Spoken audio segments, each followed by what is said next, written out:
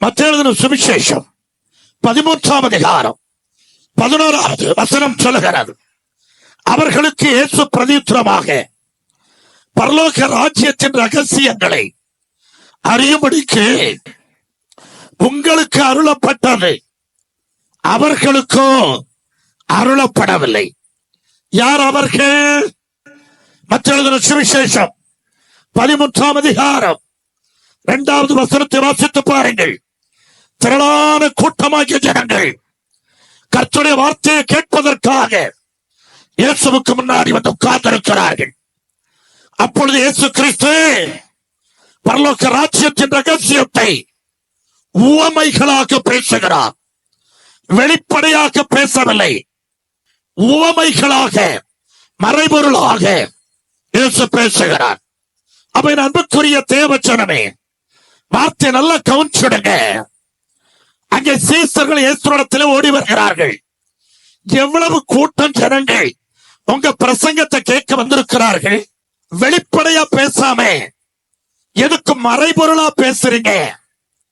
எதற்கு உவமைகளாய் நீங்க பேசுறீங்க என்று 12 சீசர்கள் இயேசுவினிடத்தில் கேட்டபோது இயேசு சொல்லுகிறார், பரலோக ராஜ்யத்தின் ரகசியங்களை அறியும்படிக்கு உங்களுக்கு அருளப்பட்டது, அவர்களுக்கோ அருளப்படவில்லை.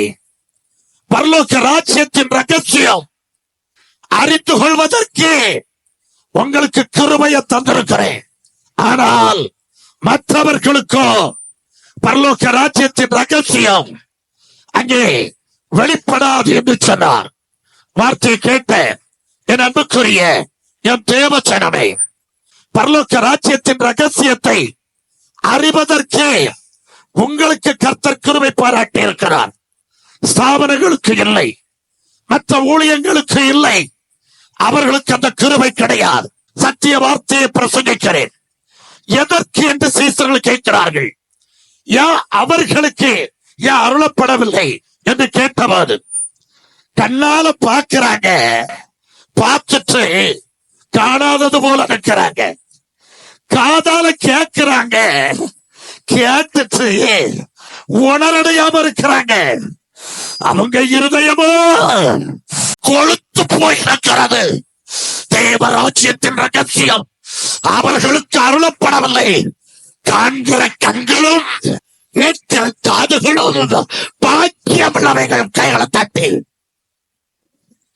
என் அன்புக்குரிய தேவஜனமே, யூதர்கள்ட்ட போய் இயேசு நிற்கிறார். சர்வ வல்லமுள்ள தேவன், வானத்திலிருந்து இறங்கி வந்துள்ள தேவன். யூதர்கள்ட்ட போய் நிற்கும் போது பார்க்கிறாங்க, யார் என்னைய தெரியல, இவரை யார் என்னைய தெரியல. வார்த்தைய பேசுறாங்க, கேட்கிறாங்க, என்னதுன்னே அவர்களுக்கு புரியல. என் அன்புக்குரிய தேவஜனமே, இயேசு சொன்னார், இவர்களுக்கு தேவராஜ்யம் அருளப்படவில்லை. காண்கிற கண்களும் கேட்கிற செவிகளும் பாக்கியமுள்ளவைகள் என்று சொன்னார். இன்றைக்கு பரலோக ராஜ்யத்தின் ரகசியத்தை கேட்கிறீங்க. நீங்க பாக்கியமுள்ளவர்கள் கைகளை தட்டி கர்த்தரை மேம்படுத்துங்க. வாசிக்க கேட்போம். மத்தேயு எழுதின சுவிசேஷம் 16ஆம் அதிகாரம் 18 முதல் 19 வசனங்கள்.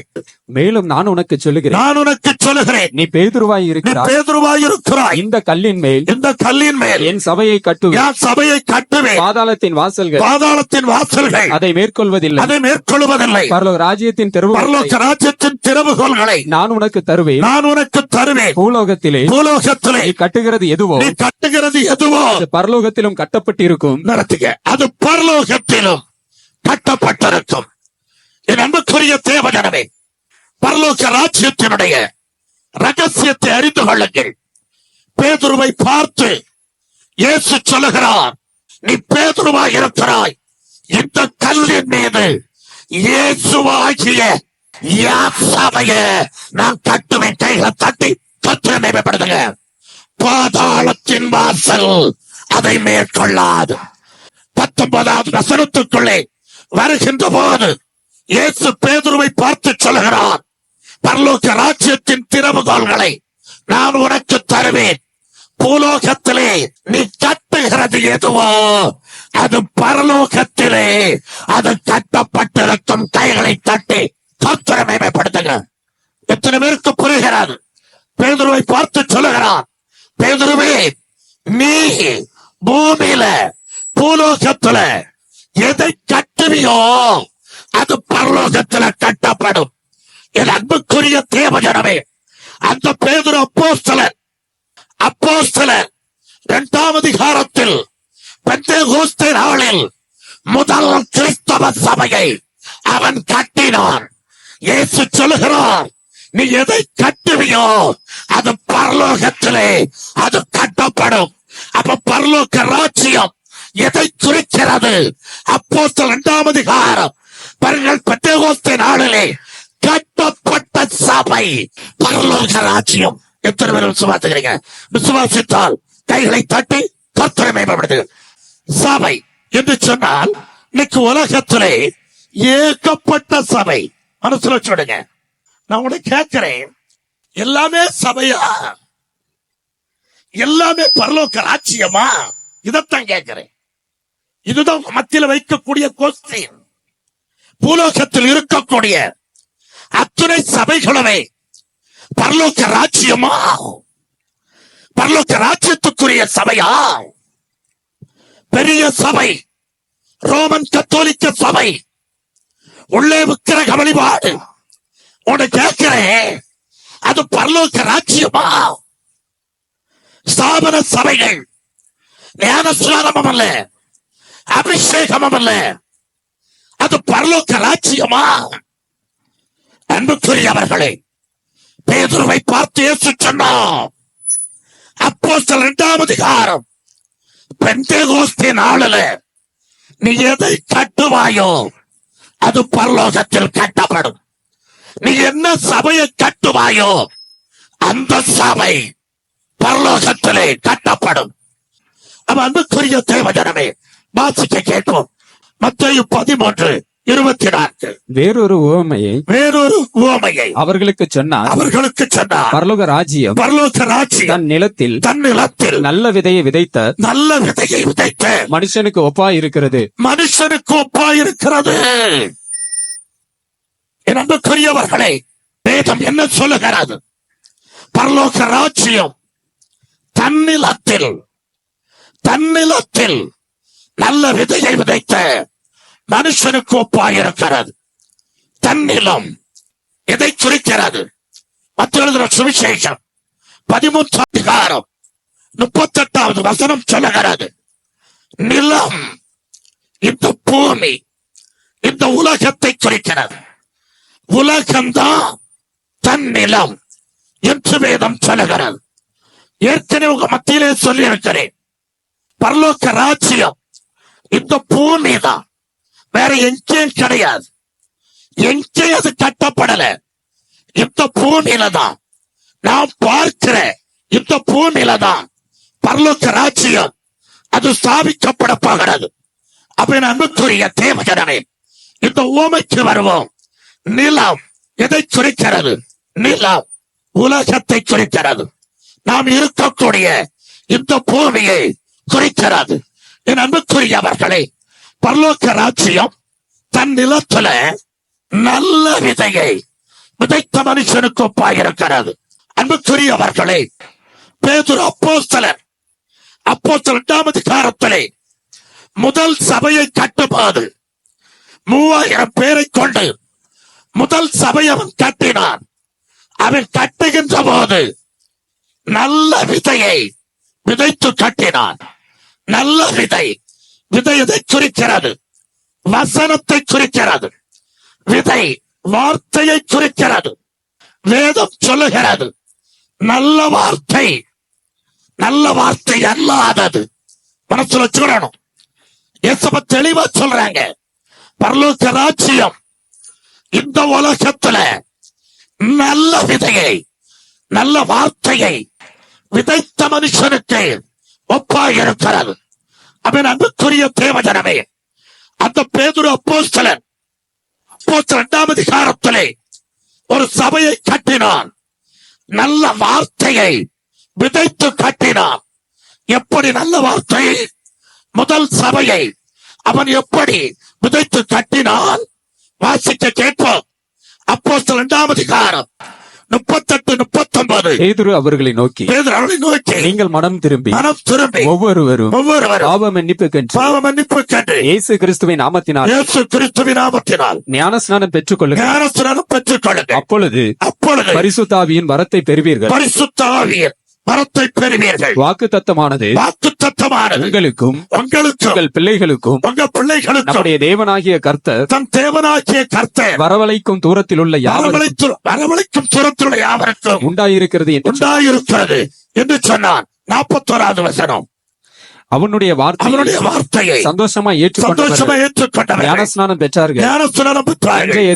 அன்றைய தினம் ஏறக்குறைய 3000 பேர் சேர்த்துக் கொள்ளப்பட்டார்கள்.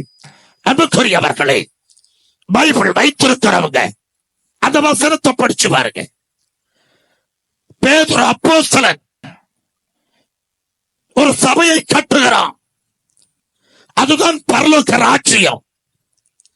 அந்த சபையில ஞானஸ்நானம் எப்படி கொடுக்கப்பட்டிருக்கிறது? இயேசு கிறிஸ்துவின் நாமத்தில். அது எப்படி? மனம் திரும்பி. என்ன அர்த்தம்? நல்ல வயது வந்த பிறகு, நன்மை தீமை அறிந்த பிறகு, எது நல்லது எது கெட்டது என்பதை உணர்த்த பிறகு மன திருப்பி, பாவம் செய்துட்டு மன திருப்பி இயேசு கிறிஸ்துவின் நாமத்தினால் ஞானஸ்நானத்தை பேதுரு அப்போஸ்தலன் முதல் சபையிலே கொடுத்தான். பரலோக ராஜ்யமாகிய அந்த சபையிலே கொடுத்தான். என் அன்புக்குரியவர்களே, உங்களிடத்திலே கேட்கிறேன், ரோமன் கத்தோலிக்க சபையில இயேசு கிறிஸ்துவின் நாமத்தில் ஞானஸ்நானம் இருக்கிறதா?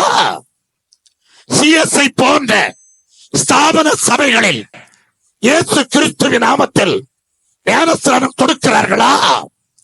பெந்தேகோஸ்தே என்ற பெயரை வைத்திருக்கிறவர்கள் இயேசு கிறிஸ்துவின் நாமத்தில் ஞானஸ்நானம் கொடுக்கிறார்களா? இல்லை.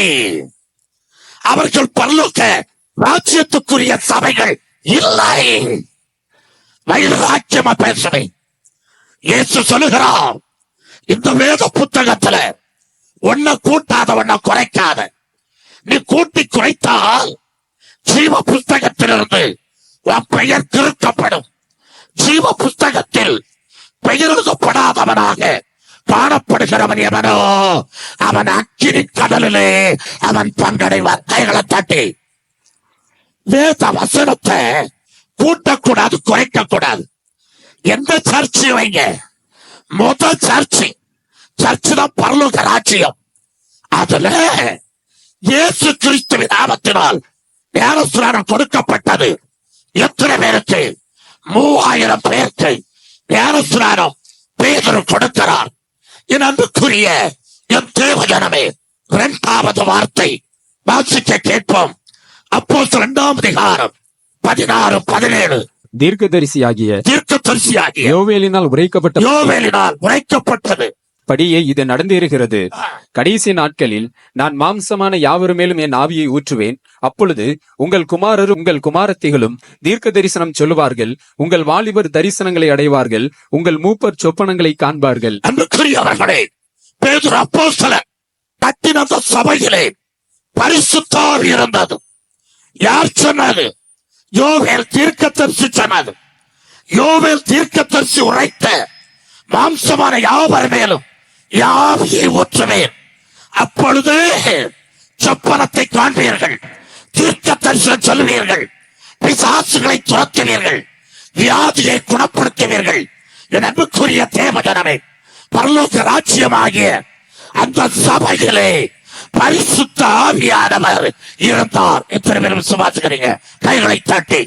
என் அன்புக்குரிய தேவஜனமே, இயேசு பேதுருவை பார்த்து சொன்னார், பூமியில நீ எதை கட்டுவாயோ பரலோகத்தில் கட்டப்பட்டிருக்கும். அதுதான் பரலோக ராஜ்யம். முதலாவது இயேசு கிறிஸ்துவின் நாமத்தில் ஞானஸ்நானம். 2வது என் அன்புக்குரிய தேவச்சனவே, பரிசுத்தாவி. இன்றைக்கு திரளான ஜனங்கள் இந்த இடத்துல கூடி கர்த்தருடைய வார்த்தையை கேட்கிறாங்க. இயேசு சொன்னார், ஜலத்தினாலும் ஆவியினாலும் புறவாவிட்டால் தேவ ராஜ்யத்துல பிரவேசிக்கவே மாட்டான். இதுல இருக்கிற அன்புக்குரிய தேவஜனமே, ஞான ஸ்நானம், அபிஷேகத்தை பெற்றணும். இந்த ரெண்டையும் பெற்றுட்டா பரலோக ராஜ்யத்துக்குள்ளே பிரவேசித்தலாம். வாங்கி கைகளை தட்டி. மூன்றாவதாக அப்போஸ்தலர் 2ஆம் அதிகாரம் 21வது வசனம் வாசிக்க கேட்போம். அப்பொழுது கர்த்தருடைய நாமத்தை தொழுது கொள்கிறவன் எவனோ அவன் ரட்சிக்கப்படுவான் என்று தேவன் உரைத்திருக்கிறார். அன்புக்குரியவர்களே, நல்ல விதை, நல்ல வார்த்தையை உங்க மத்தியில பிரசங்கிக்கிறேன். பேதுரு அப்போஸ்தலன் முதல் சபை பரலோக ராஜ்யத்தை அவன் எப்படி கட்டினான்? இயேசு கிறிஸ்துவின் நாமத்தில் ஞானஸ்நானம் கொடுத்து, இரண்டாவது பாருங்கள் பரிசுத்தாவினுடைய அபிஷேகத்துல, மூன்றாவது கர்த்தருடைய நாமத்தை அவர்கள் தொழுது கொண்டார்கள். நான்காவது வார்த்தை அப்போஸ்தலர் 2:40 வாசிக்க கேட்போம். இன்னும் அநேக வார்த்தைகளால் சாட்சி கூறி மாறுபாடுள்ள அந்த சந்ததியை விட்டு விலகி உங்களை ரட்சித்துக் கொள்ளுங்கள் என்ன சொன்னார்? ஆதி திருச்சபை புறச்சாதி செய்ததை நாம செய்ய மாட்டோம். ஆதி திருச்சபை, பேதுரு அப்போஸ்தலர் கட்டிட திருச்சபை புறச்சாதியை விட்டு விலகணும். மாறுபாடான சந்ததியை விட்டு விலகணும். விலகி தங்களை காத்து கொண்டாங்க. ஒரு புறச்சாதி செய்ததை இவங்க செய்யல. அந்த கேரக்டர்ல விட்டுட்டாங்க. அப்படி விட்டுட்டு இயேசு ஒருவரே போதும், அவரே எனக்கு தேவன், நாம் நீதிமான் என்று அந்த பிள்ளைகள் தங்களை காத்து கொண்டார்கள். கைகளை தட்டி நிறைவாக ஒரு வார்த்தை அப்போஸ்தலர் 2:36 வாசிக்க கேட்போம். ஆகையினால் நீங்கள் சிலுவையில் அறைந்த இந்த இயேசுவையே தேவன் என்று, தேவன் ஆண்டவரும் கிறிஸ்துவும் ஆக்கினார் என்று இஸ்ரவேல் குடும்பத்தார் யாவரும் நிச்சயமாய் அறிய கடவர்கள் என்றான். அன்புக்குரியவர்களே, பேதுரு எப்படி பிரசங்கித்தான்? இயேசுதான் தேவன். இதை புரிஞ்சுக்கிடுங்க. வேற தேவர்கள் கிடையாது, நமக்கு வேற தெய்வம் கிடையாது. இயேசு ஒருவரே நமக்கு தேவன் என்று ஒரு தெய்வ விசுவாசம் ஆதி திருச்சபைக்குள்ளே இருந்தது. நல்ல வார்த்தை, இயேசு கிறிஸ்துவின் நாமத்தினால் ஞானஸ்நானம், யோவேல் தீர்க்கதரிசி சொன்ன பரிசுத்த ஆவி, இயேசு கிறிஸ்துவின் நாமத்தை தொழுது கொள்ளுதல், மாறுபாடான சந்ததியை விட்டு விலகுதல். ஒரே தேவன். நல்ல வார்த்தையை விதைத்து பேதுரு விதைக்கல. பேதுருக்குள்ள இருந்த பரிசுத்த ஆவியானவர், பேதுருக்குள்ள இருந்த தேவன் அந்த வார்த்தையை விதைத்து எத்தனை பேரை ரட்சித்தார் சொல்லுங்க? 3000 பேரை ரட்சித்தார். அதுதான் முதல் சபை, அதுதான் பரலோக ராஜ்யம். தேவனை தட்டி கர்த்தரை மகிமைப்படுத்துங்கள். என் அன்புக்குரிய என் தேவ ஜனமே, வேதம் சொல்லுகிறது பரலோக ராஜ்யம் தன் நிலத்தில் நல்ல விதையை விதைத்த மனுஷனுக்கு அது ஒப்பாய் இருக்கிறது. மனசுல சொல்லுங்க. வார்த்தை, நல்ல வார்த்தையை விதைக்கணும், நல்ல விதையை விதைக்கணும், நல்ல விதையை விதைக்கணும். நல்ல விதை என்னங்க நிறைய இருக்கு, போதுமானது 5. அந்த 5ஐயும் நான் உங்களுக்கு சொல்லிட்டேன். என் அன்புக்குரியவர்களே, முதல் சபை பெந்தேகோஸ்தே நாளில கட்டின சபை, அதுதான் ஏசப்பா சொல்லிட்டாங்க பரலோக ராஜ்யம். எப்படி கட்டுனாங்க? நல்ல விதையை விதைத்து கட்டுனாங்க. அந்த நல்ல விதை 5 வார்த்தை நான் உங்களுக்கு சொன்னேன். அந்த நல்ல விதைய அந்த ஜனங்கள் கேட்டாங்க. அந்த ஜனங்கள் எத்தனாயிரம் பேர் சொல்லுங்க? 3000 பேர் கேட்டு அவங்க ரட்சிக்கப்பட்டாங்க. அப்போஸ்தலர் 2ஆம் அதிகாரம் கடைசி வசனம் சொல்லுகிறது, ரட்சிக்கப்படுகிற ஜனங்களை கர்த்தர் அனுதினமோ சபையில அவர் சேர்த்து கொண்டு வந்தார், பரலோக ராஜ்யத்துல அவர் சேர்த்து கொண்டு வந்தார். மத்தேயு 13ஆம் அதிகாரம் 24, 25 வாசிக்க கேட்டோம். வேறொரு உவமையை அவர்களுக்கு சொன்னார். பரலோக ராஜ்யம் தன் நிலத்தில் நல்ல விதையை விதைத்த மனுஷனுக்கு ஒப்பாய் இருக்கிறது. மனுஷர் நித்திரை பண்ணுகையில் அவனுடைய சத்துரு வந்து கோதுமைக்குள் களைகளை விதைத்துவிட்டு போனான். பயிரானது. அன்புக்குரியவர்களே, முதலாவது வார்த்தை நம்ம கேட்டோம், பரலோக ராஜ்யம். மீண்டும் சொல்லுகிறேன், நல்ல விதை. இயேசு கிறிஸ்துவின் நாமத்தில் ஞானஸ்நானம், பரிசுத்த அபிஷேகம், இயேசு கிறிஸ்துவின் நாமத்தை தொழுது கொள்ளுதல், மாறுபாடான சந்ததியை விட்டு விலகி இருத்தல், அவனை போல வேஷம் விடக்கூடாது. என் அன்புக்குரியவர்களே, இயேசு ஒருவரே தேவன். இதனால் இந்த நல்ல வார்த்தையை விதைத்து பேதுரு அப்போஸ்தலன் கட்டின அந்த சபைதான் பரலோக ராஜ்யம். அந்த சபைக்கு ஒப்பாக இந்த பூமியில யார் சபை கட்டியிருக்காங்களோ அது பரலோக ராஜ்யம். அடுத்து வேதம் சொல்லுகிறது, மத்திய எழுதின சுவிசேஷம் 13:25 வாசித்து பாருங்கள். மனுஷன் நித்திரை பண்ணுகையில் அவனுடைய சத்துரு வந்து கோதுமைக்குள் களைகளை விதைத்து விட்டு போனார்கள். பரலோக ராஜ்யத்தின் ரகசியத்தை உங்க மத்தியிலே அடிமை பிரசங்கித்துக் கொண்டிருக்கிறேன். பரலோக ராஜ்யத்தை பேதுருவை கொண்டு என் தேவன் ஸ்தாபிச்சுட்டார், பரலோகத்தை ஸ்தாபிச்சுட்டார். அடுத்து நடந்தது என்ன? வேதம் சொல்லுகிறது, மனுஷர் நித்திரை பண்ணுகையில். மனுஷர் யாரை குறிக்கிறது? 12 அப்போஸ்தலரை குறிக்கிறது. 12 அப்போஸ்தலர்களுக்கு பிறகு வந்த ஊழியக்காரர்களை குறிக்கிறது. அவர்கள் நித்திரை பண்ணுதல் என்ன அர்த்தம்? அவர்களுடைய மரணம். 12 அப்போஸ்தலர்கள் மரித்த பிறகு, அதற்கு பிறகு வந்த ஊழியக்காரர்கள் மரித்த பிறகு வேதம் சொல்லுகிறது, சத்துரு வந்து கோதுமைக்குள்ளே, வார்த்தை கொஞ்சம், கோதுமைக்குள்ளே அந்த 3000 பேர் கோதுமை, இயேசுவின் நாமத்தில் யார் ஞானஸ்நானம் பெற்றார்களோ கோதுமை, கோதுமைக்குள்ளே களைகளை விதைத்து விட்டு போனார்கள். வாசிக்க கேட்போம். அப்போஸ்தலர் 20:29 முதல் 30. நான் போன பின்பு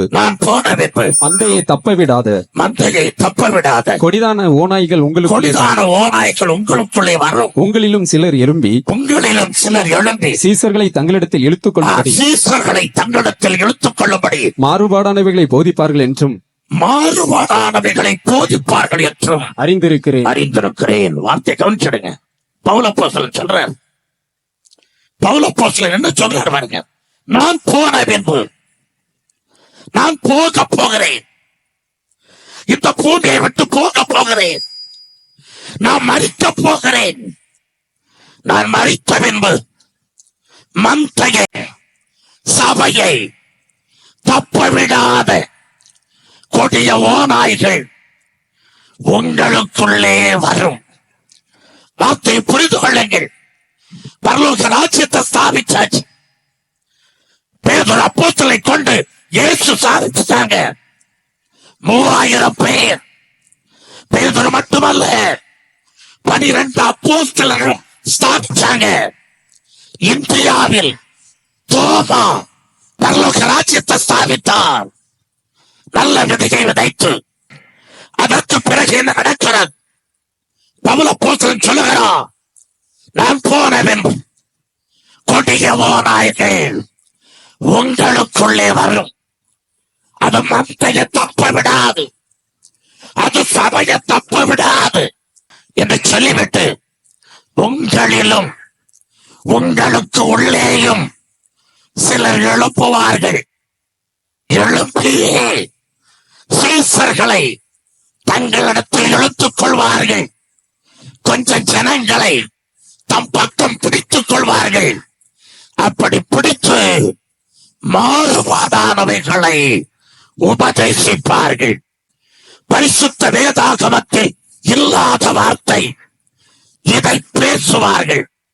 இதை உபதேசம் பண்ணுவார்கள் என்பதை நான் அறிந்திருக்கிறேன் என்று பவுல் அப்போஸ்தலன் சொல்லுகிறான்.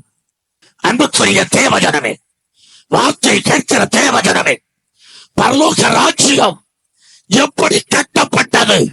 நல்ல விதையை விதைத்து கட்டப்பட்டது. நல்ல விதை, 5 நல்ல விதை விதைத்து கட்டப்பட்டது.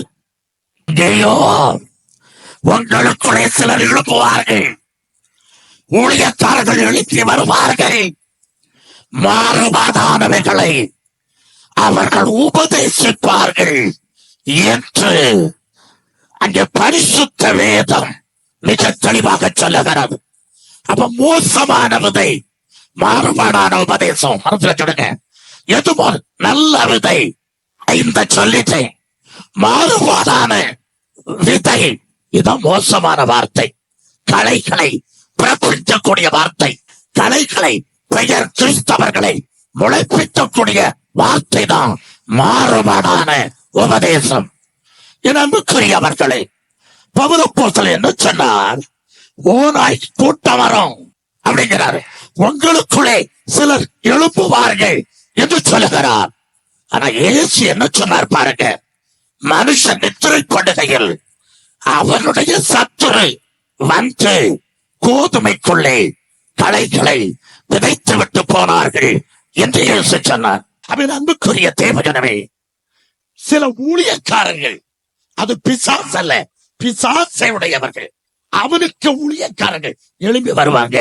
எழுப்பி வந்து மாறுபாடானவைகளை உபதேசிப்பார்கள். இதுல ஒரு ரகசியத்தை சொல்றேன். வேத புத்தகத்தில் இல்லாத, இந்த வேத புத்தகத்தில் எழுதப்படாத இன்னொரு வார்த்தை நீ சபையில பிரசங்கம் பண்ணன, சபை மக்களை நீ நடத்தின, சத்துரு ஓநாய்களின் கூட்டாது நீ மறந்து போகக்கூடாது. அவன் தான் சத்துரு, அதுதான் ஓநாய்களின் கூட்டம். என் அன்புக்குரிய தேவஜனமே, பவுல் அப்போஸ்தலன் வருத்தப்படுகிறார். பரலோக ராஜ்யத்தை நாங்க கட்டிட்டோம், பூமியில பரலோக ராஜ்யத்துக்குரிய சபையை நாங்க கட்டிட்டோம், ஆனால் நாங்க மறிக்க போறோம். அடுத்து ஒரு கூட்டம் வரப்போகுது. அவர்கள் கோதுமைக்குள்ளே களைகளை விதைப்பார்கள், மாறுபாடானவைகளை அவர்கள் உபதேசிப்பார்கள் என்று சொன்னான். அன்புக்குரியவர்களே, பரலோக ராஜ்யத்தை கட்டக்கூடிய 5 வார்த்தையை மனசில் வச்சுடுங்க. அது கூட தான் ஒப்பிட்டு நான் பேசுவேன். முதலாவது, அனுப்பப்பட்டது. அனுப்பப்படுவதற்கு முன்னர் யார் அனுப்பப்பட்டது? மிஷனரிஸ். மனசு வச்சுடுங்க, மிஷனரிமார்கள். இந்தியாவில் யார் வந்தா? முதல்ல தோமா வந்தார். 12ல் 1 இயேசு அனுப்பின சீசர் தோமா வந்தார். அதுக்கு பிறகு யார் வந்தாங்கிறீங்க? நம்மை போல ஊழியக்காரர்கள் இங்கிலாந்து, ஜெர்மனி, அங்கிருந்து வந்தாங்க.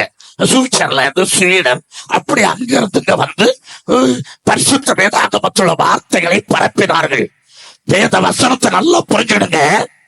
நான் போன பின்பு மந்தையை தப்ப விடாத கொடிய ஓநாய் உங்களுக்குள்ளே வரும், மாத்தி பிரசங்கிப்பாங்க. பைபிள்ல இல்லாததை அவர்கள் பிரசங்கிப்பார்கள் என்று நான் அறிந்திருக்கிறேன். அத ஒரு கூட்டம் கேட்பாங்க.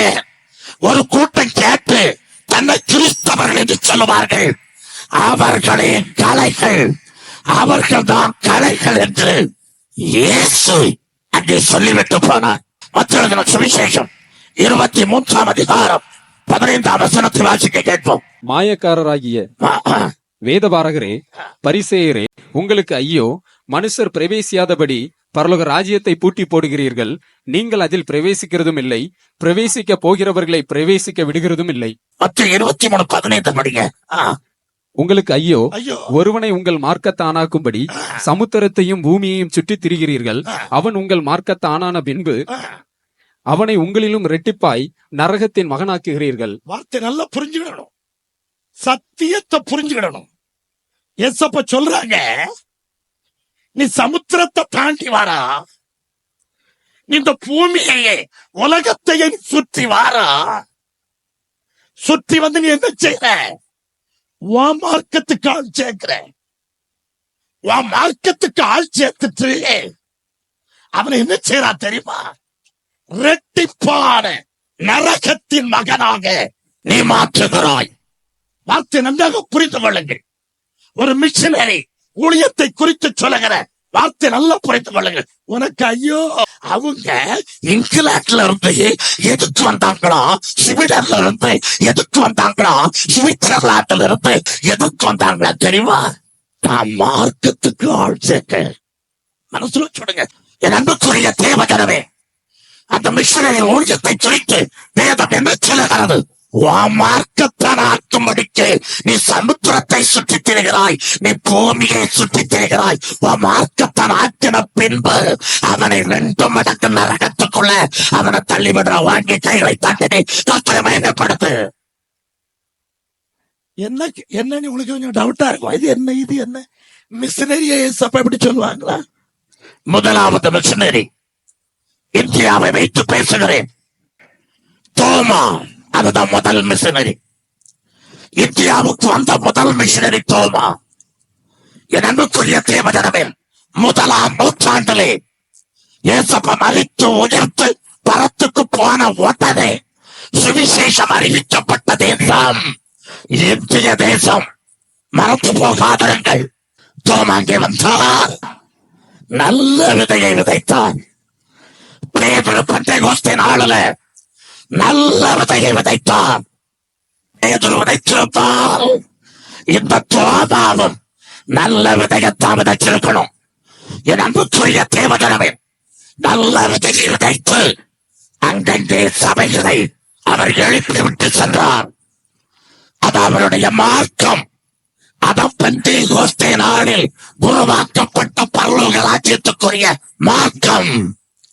2வது மிஷனரி கோதுமைய முளைக்க வச்சிட்டு, நல்ல வார்த்தையை விதைச்சிட்டு, சபையை கட்டி கோதுமைய முளைக்க வச்சிட்டு தோமா கொண்டு போட்டுட்டாங்க. அவரு போயாச்சு. அடுத்த யார் வாரா தெரியுமா? ஒரு மிஷனரி, பிரான்சிஸ் சேவியர். தமிழ்ல சொன்னால் தூய சவேரியார். அவர் வருகிறார். அவர் எங்க சுற்றி திரிந்தார் தெரியுமா? சமுத்திரத்தை சுற்றி திரிந்தார். சமுத்திரத்தை சுற்றி திரிந்து அவர் அவருடைய மார்க்கத்தை பரப்புறார். இன்னைக்கு கடற்கரை முழுவதும் ரோமன் கத்தோலிக்க மார்க்கமாய் இருக்கிறது. ஆமென். விசுவாசிக்கிறீங்களா? எத்தனை பேர் விசுவாசிக்கிறீங்க? கைகளை தட்டி வார்த்தைய தெளிவா புரிஞ்சிட்டு வாங்க. இதுதான் வெளிப்பாடு, இதுதான் ரகசியம். சவேரியார் என்ன செய்யறாரு பாருங்க. இயேசப்பா சொன்னது போல சமுத்திரத்தை சுத்துறாரு. நீங்க எந்த கடற்கரைக்கு போனாலும் அந்த ரோமன் கத்தோலிக்க சபை இருக்கும். அந்த ரோமன் கத்தோலிக்க சபை, அந்த கடற்கரையில் உள்ள பெரும்பாலான ஜனங்கள் ரோமன் கத்தோலிக்க மார்க்கத்தை சேர்ந்தவர்களாய் இருப்பார்கள். அல்லேலூயா. என் அன்புக்குரிய தேவஜனமே, பேதுரு 5 வார்த்தையை விதைத்து சபையை கட்டினான். முதலாவது இயேசு கிறிஸ்துவின் நாமத்தில் இறந்தினாரோ. ரோமன் கத்தோலிக்க சபைக்குள்ள நீ உள்ள போனேனா ஞானஸ்நானம் இயேசு கிறிஸ்துவின் நாமத்திலையா? இயேசு சொன்னா சமுத்திரத்தை சுற்றி வருவார்கள். தாம் மார்க்கத்துக்கு ஆள் சேர்த்த பிறகு சேர்ந்தவெல்லாம் இரட்டிப்பான நரகத்தை அவன் பங்கடைவான். வாங்கி கைகளை தட்டி கத்திரமை நடத்துகிறான். அடுத்த கட்ட மிஷனரிஸ் அவங்கள ஒருத்தர் அனுப்பி வைக்கிறாங்க. அனுப்பி வச்சுங்க வராங்க.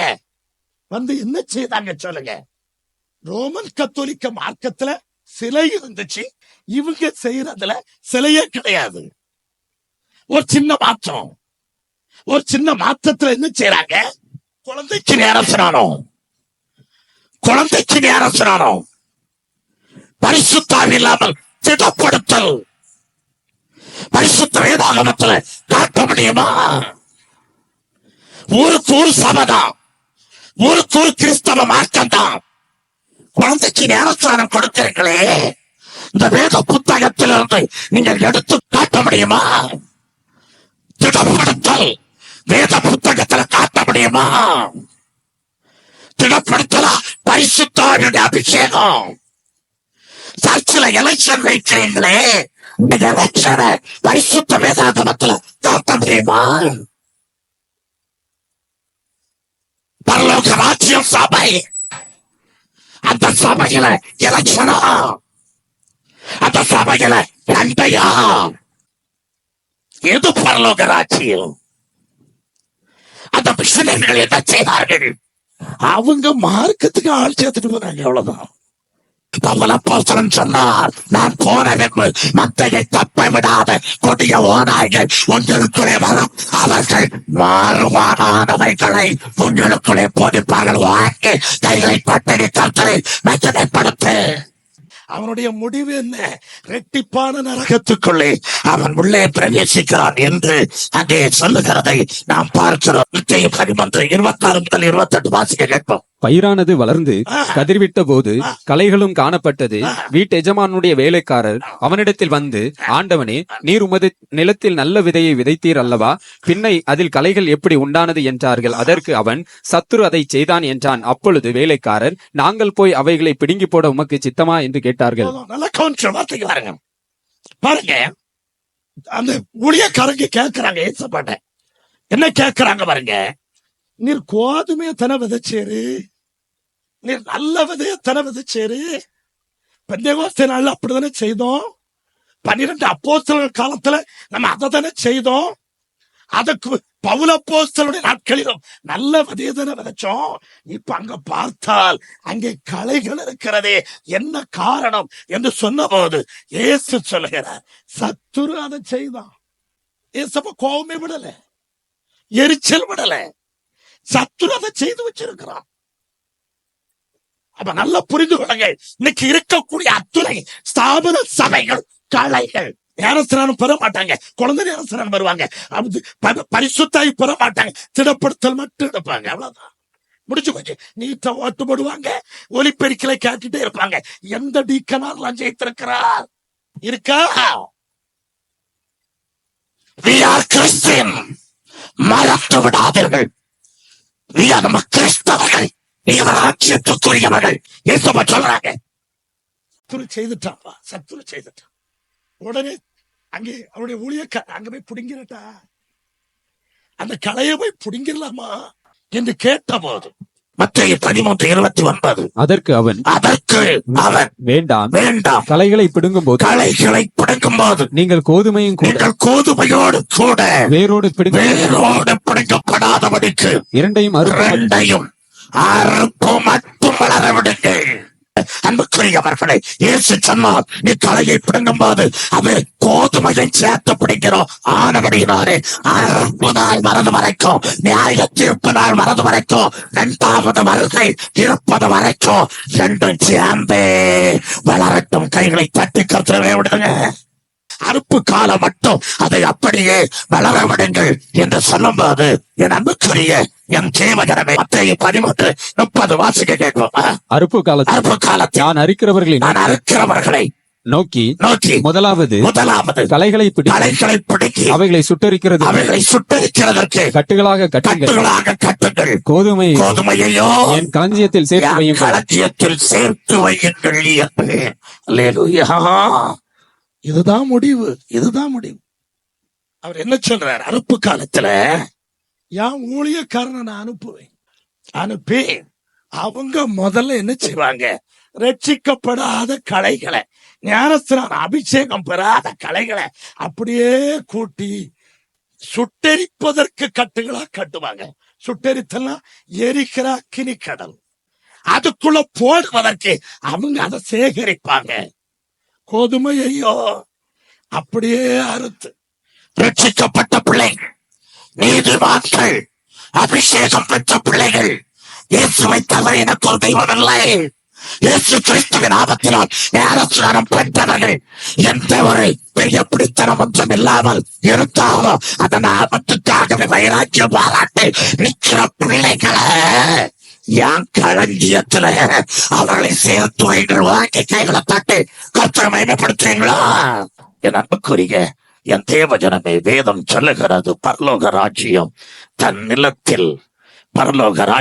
தன் நிலத்தில் நல்ல விதையை விதைத்த மனுஷனுக்கு ஒப்பாய் இருக்கிறது. ஒரு நாள் வரும், மத்திய ஆலயத்தில் இயேசு வெளிப்படுவார். அப்பொழுது சூரியனை போல இயேசு எவ்வண்ணம் இருக்கிறாரோ அவ்வண்ணமாய் நீங்க பிரகாசிப்பீங்க. விசுவாசிக்கிறீங்களா? கொஞ்சம் வாங்க கைகளை தட்டி ஏசப்பாவுக்கு நான் இருக்கிறவன் அல்லேலூயா. அன்புக்குரிய தேவச்சனமே, கலைகளா இருக்கக்கூடாது. நீங்க யாருமே போக்கு சொல்ல முடியாது. நியாயத்திருப்பு நாள்ல இங்க வந்திருக்க ஒருத்தர் கூட போக்கு சொல்ல முடியாது. கலைகளாய் இருக்க விரும்பாதுங்க, கோதுமையாய் இருக்க விரும்புங்க. யார் கோதுமை? அப்போஸ்தலர் 2ஆம் அதிகாரம்.